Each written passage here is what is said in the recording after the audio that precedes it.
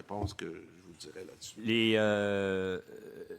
Il est possible, par exemple, pour les interruptions volontaires de grossesse. À date, il ne m'a pas interrompu. Alors, Ouais.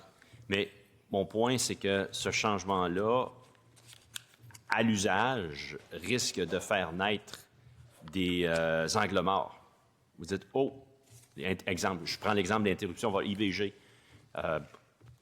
Puis, j'ai pas compris le dernier. Interruption volontaire de grossesse, par exemple. Oui. Okay. À un moment donné, il pourrait dire, c'est pas quantifié, on va en faire moins. Pas dire on n'en fait plus pantoute, mais on en fait moins. Ou, à un moment donné, le trimestre finit, là, puis on est serré dans l'atteinte de nos cibles. On se garoche dans le rendez-vous, puis pendant le dernier mois, pour aller chercher notre cible. Là. Bien, ça, je donnerais, c'est un exemple que vous demandez. Oui. Je laisserais peut-être le docteur Bergeron commenter sur celui-là spécifique. Merci, Monsieur le docteur Bergeron. À vous la parole. Merci, Madame la Présidente. Tout d'abord, on est dans l'article 33, puis je veux juste qu'on s'assure de ne pas mélanger les concepts.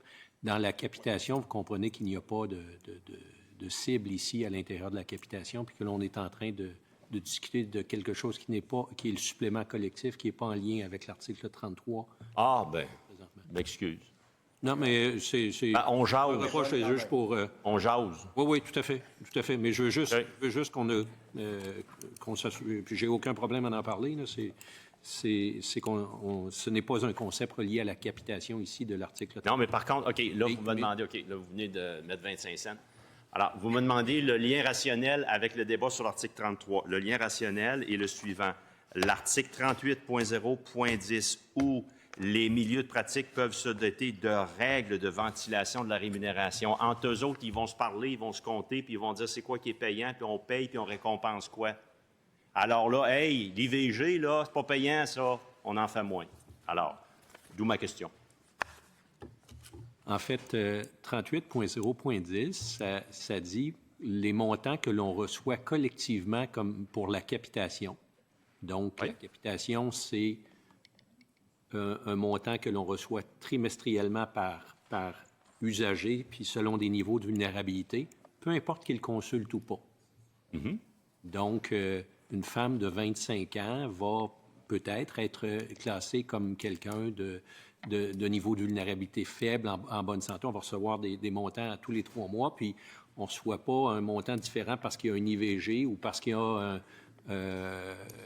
a une entorse. Là. Donc, ce que je veux dire, c'est que ce concept-là, c'est simplement ce que ça ouvre ici, c'est de dire qu'on sait que dans différentes cliniques médicales, il y en a qui décident de faire plus de prise en charge, puis il y en a d'autres qui disent « Moi, j'aime mieux les 100 rendez-vous, fait que je vais m'occuper des 100 rendez-vous. » Mais c'est répartir la capitation dont on parle ici dans 38.0.10 et non pas les cibles de supplément collectif. Là. Et dans les règles 38.0.10, je vais vous donner un autre exemple de ce dont on parle. Quand on dit les règles de ventilation de la rémunération par capitation peuvent notamment avoir pour objet 3, de soutenir les médecins qui poursuivent des travaux de recherche et qui exercent des activités d'enseignement. Alors, qui pourraient décider de mettre ça de côté aussi, là. Autrement dit, ils pourraient, entre eux autres, se doter de règles qui pourraient avoir un impact à la baisse sur capacité collective d'offrir de la recherche et de l'enseignement. En ce qui concerne la capitation, tous les choix sont possibles. Vous les avez là-dedans.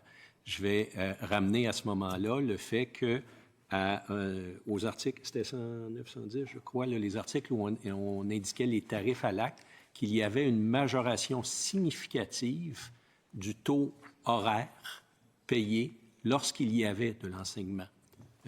On le recoupe par un autre moment. On incite l'enseignement et on valorise l'enseignement par un tarif horaire majoré. Okay.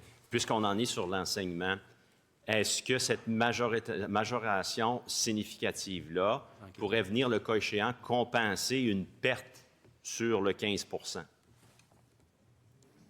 Est-elle suffisamment significative pour assurer un milieu de pratique de se prémunir contre, par ailleurs, une non-atteinte des objectifs qui leur ferait perdre sur le 15 % de leur rémunération? On réfère ici à l'article 115. Excusez. À l'article 115, donc, on parle d'un taux horaire. Par exemple, je vais donner clairement pour dire que le taux horaire qui s'ajoute dans un mode de rémunération composé, qui se rajoute à la capitation, puis qui se rajoute à l'acte, il y a un taux horaire de 26,81 $ de l'heure, c'est ça, par tranche de 15 minutes. Et un peu plus loin, quelques paragraphes plus loin, on explique que lorsque on assume la charge et la responsabilité de résident en médecine, ce taux horaire-là passe de 26 $ à 72 $. C'est quand même près de 50 $ de l'heure de plus. Lorsqu'il y a d'autres étudiants que des résidents en médecine, ça monte à 78 $ de l'heure.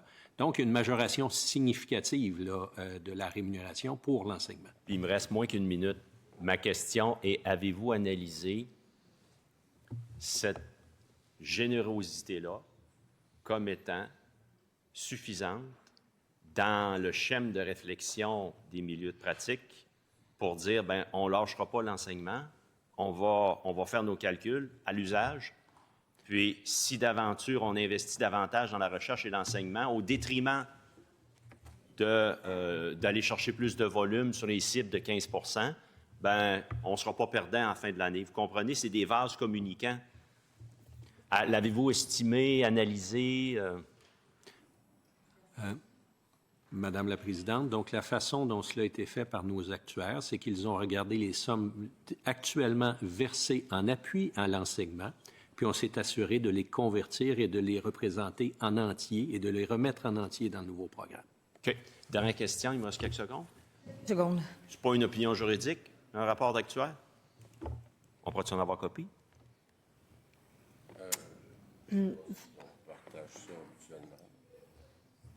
On va regarder.